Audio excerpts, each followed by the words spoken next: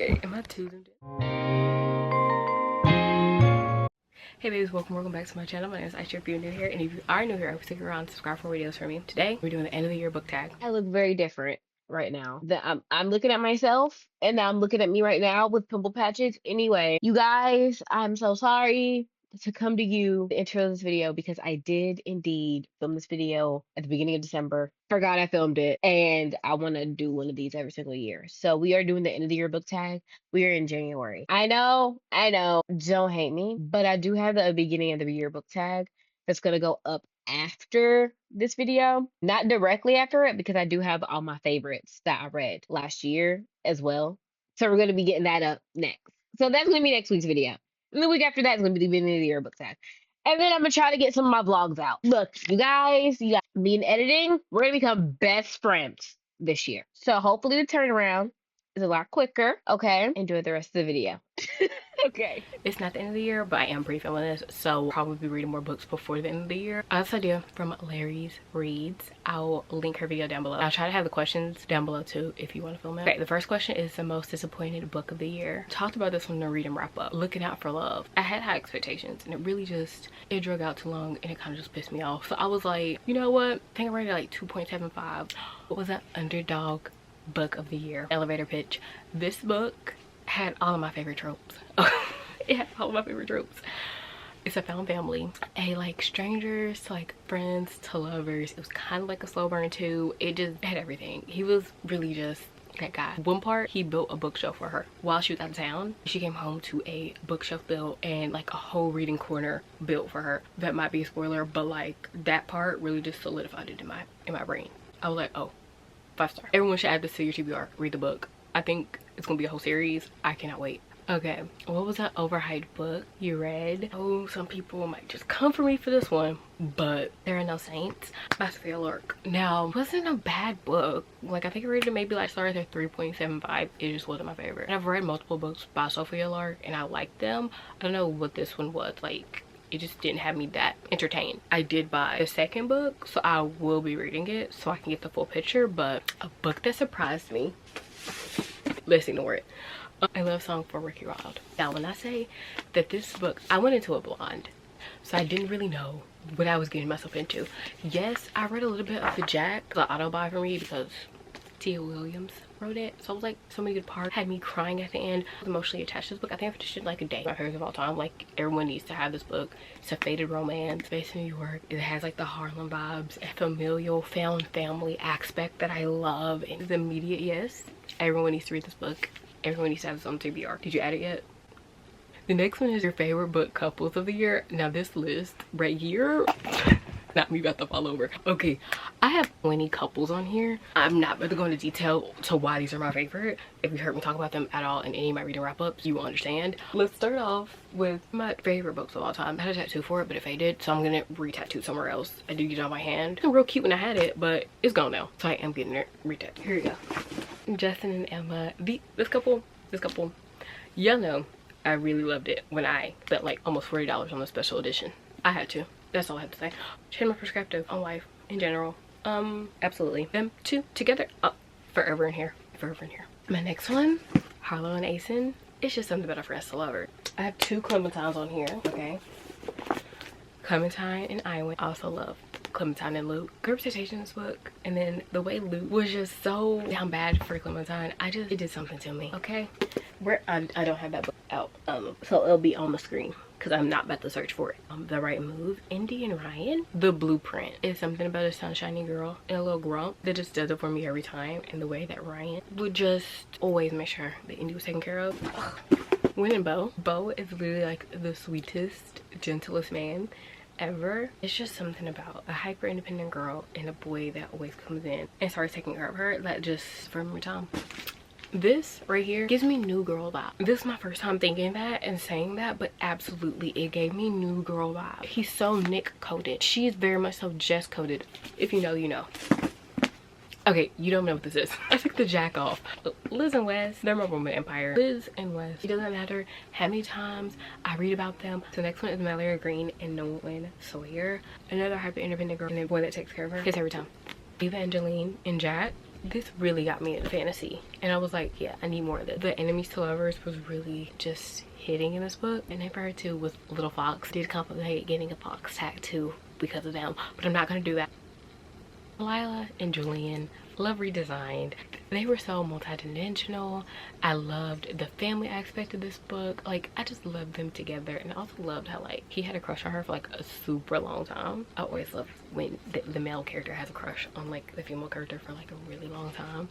It just eats every time. And I also loved how they had like the nemesis, frenemies type banter throughout the whole book, and how he was just very much so, I want Delilah, so I'm gonna get her.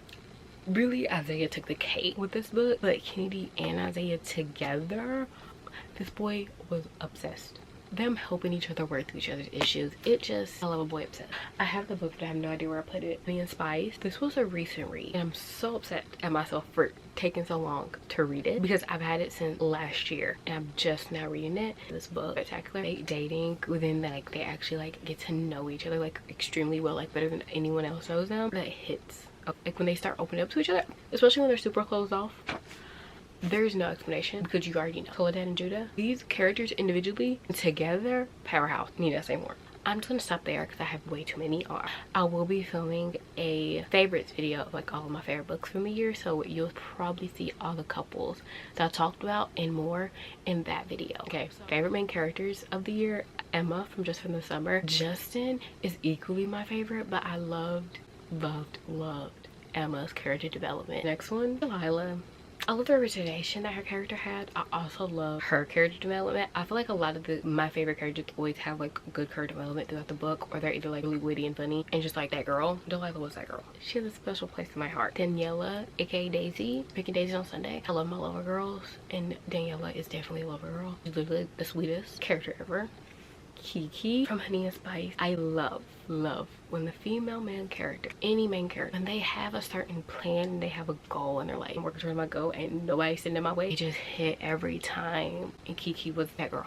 And she was for the people. Soledad, the way that Soledad had so much grace through everything she was going through. When I say that, I probably would have crashed out about 10 times, but she was 10 toes down throughout the whole thing. Eve from Ready or Not. Is it Eve or is it Shep? I'm gonna have to go with Shep. If this man made the whole book for me, he did. He was always showing up, always so caring and attentive. He was always just so aware of Eve. It's only Eve POV. The way that Shep literally stole the whole book for me from a love song for Ricky Wilde. Like I said, I love when my girls have a plan and they stick to their plan and they live out their dreams. And Ricky did that. My girls and Guy. A new favorite author I discovered this year. I have quite a few. Casey Mills. I went in a rabbit hole with her book. I recommend every single one I've read, 4, if not 4.5 stars. We all need to deep dive into her books, okay? It just needs to happen. Ashley Poston, and no, I'm not saying that right. I know not. Novel love story, The Dead Romantic. That's a movie. A new Audible author for me. Any book that she drops, I will be buying. Hannah Bowen Young, another Audible author. I also got the art to her new releases coming out next year. When I talked about Out on a Limb, I was like, I just really want a book for Sarah and Caleb. I was like, I really just want a book for them. I was like, they're not even gonna get a book because like they're already married, they're already happy. We're getting a book? The scream that I screamed when I found that out. And I have the art. I can read it right now if I wanted to. Don't talk to me.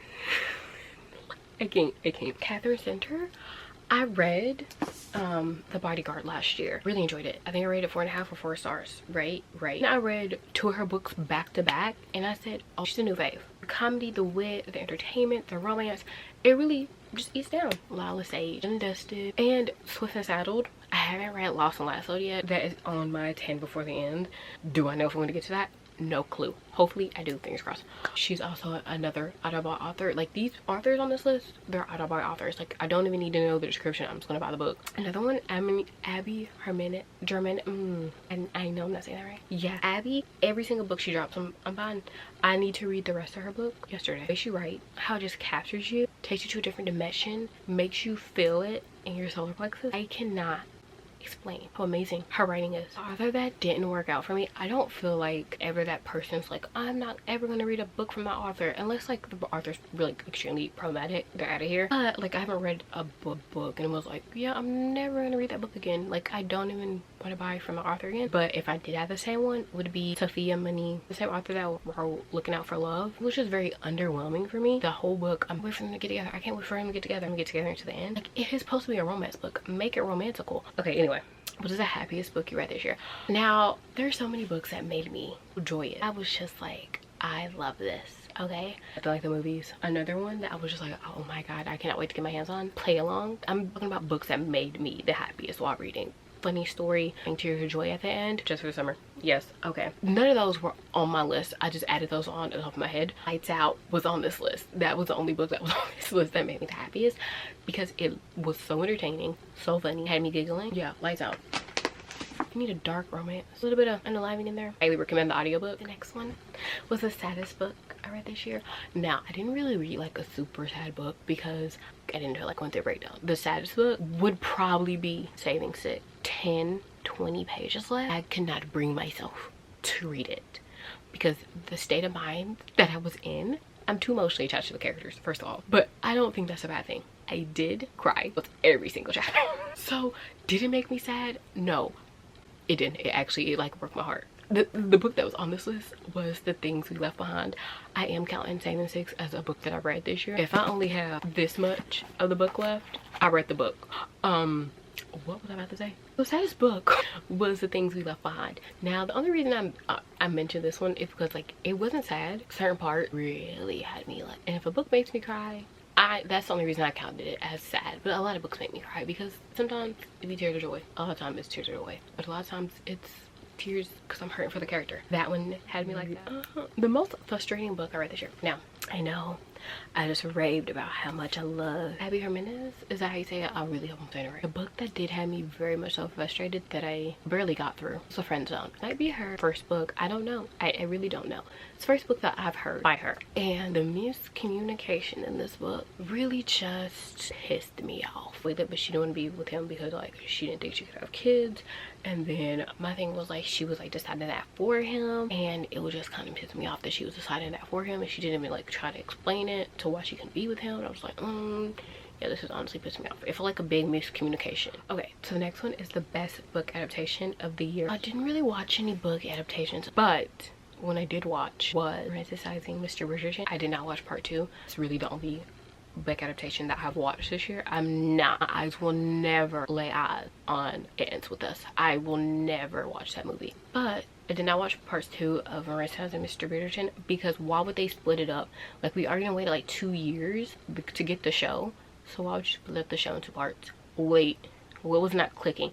I was already in the state of mind to binge watch it. I binge watched it and finished it in one sitting. So why didn't you just have the whole season? I had the whole season. I would have already done watched it. Like it would have been watched. I probably would have rewatched it by now. I do want to watch A Good Girl's Guide to Murder, specifically because I don't have time. But when I do have time, I will be watching it. And I think I'm gonna love it. So your favorite covers of the year? I have 6 favorite covers of the year. I love this cover. It's just so fun, fresh. It catches your eye. It's just a beautiful cover. With a View is another one. I just love the nature, the flowy flow. It's just really pretty. I just really love that. I absolutely love Between Friends and Lovers. I have not read this book yet, but I do have the tabs in here ready to go because I want to read this one, but I don't know if I'm gonna get to it before the end of the year. Hopefully I do, but if I don't, year round, the start of the year when I read this book. The Just for the Summer, the special edition one, absolutely love. I also really like the regular one too. Just so fun, funky and fresh. Like them on their first date. So cute. Love it. The other one was Ready or Not. These all have like the same common theme. Beautiful, colorful, cartoonish covers. That's what makes me happy. I know some people don't like the cartoon covers. I don't say like they're my absolute favorite, but I do love me a cute, colorful cover. Other one was Lord of the Wilds. Absolutely love this cover. Like it just looks so magical, and then like look at the back. Yeah, I love this cover. Do love the This Could Be Us cover. Like she's just so pretty, and then like the colors and the shades together just very vibrant and catches your eye. This one, a book you haven't stopped thinking about. A book I haven't stopped thinking about. Good question. It's always up here. Just for the summer. I'll never stop thinking about that. Saving Six. Will never stop thinking about that. Like the whole trilogy. Live in my head rent free. 7 Year Slip. every time I see the moon now, I think about them, and I look at the moon a lot. I'm truly a moon lover. The moon, I always think about like when she was talking about her aunt. She was talking about her aunt and she was like, chase the moon. I was like, oh, we're one and the same. A love song for Ricky Wilde. The way that Ricky and Ezra live in my head, I want to reread it. Like, there's only a couple books I've ever like I want to reread front to back. Mainly they're all Mari Spotted books I want to reread front to back. More books get added to that list. Just know they're amazing. The Right Move, the way that Ryan would always take care of Indy, lives rent free in my head. Like, if he's not like that, why would you waste your time on him? Let's be so for real. An unpopular book you loved, Shade of Pink. I forgot I read this one because I read at the beginning of the year, but then while I was looking at my Goodreads, like find other books I wanted to add to this list. This book was really good. Peculiar Billionaire. And then it had a quirky sidekick girl. They were living in the house together. It was kind of close proximity. It was kind of just like weird and cutesy. I really liked it. I recommend it. A book you thought you loved but didn't, So to Heal. I really liked So to Keep. Like, I really liked the So to Keep. It was really, I think I like read it in a day. Yeah, I did.